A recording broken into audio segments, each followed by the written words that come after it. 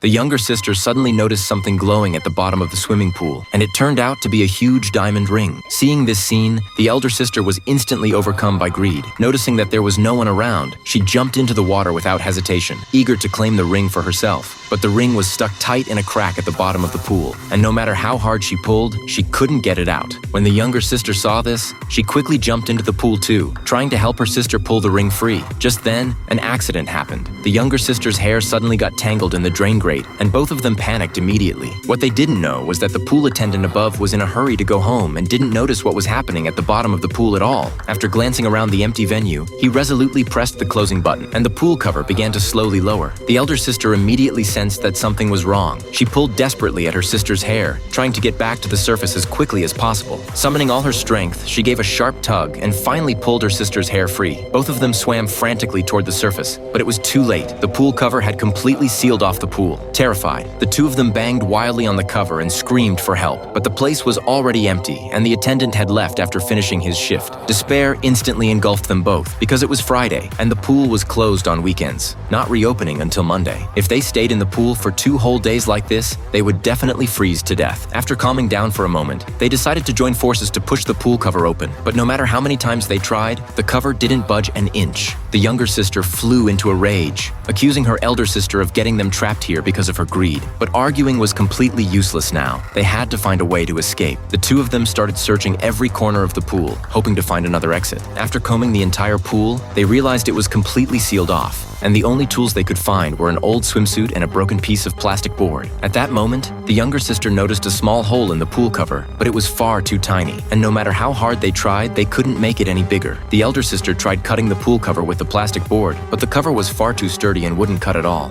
The younger sister broke down crying, screaming that the diamond ring had ruined them. The mention of the ring rekindled the fire of greed in the elder sister's heart. She dove back into the water, and this time, she actually managed to yank the ring free. Just then, she noticed that the drain grate seemed a bit loose, and an idea instantly popped into her head. Maybe she could use this drain grate to break the pool cover. So she pulled at the grate with all her strength, but it was still firmly fixed in place. Exhausted, the elder sister surfaced, wanting her younger sister to dive down and help, but the younger sister refused.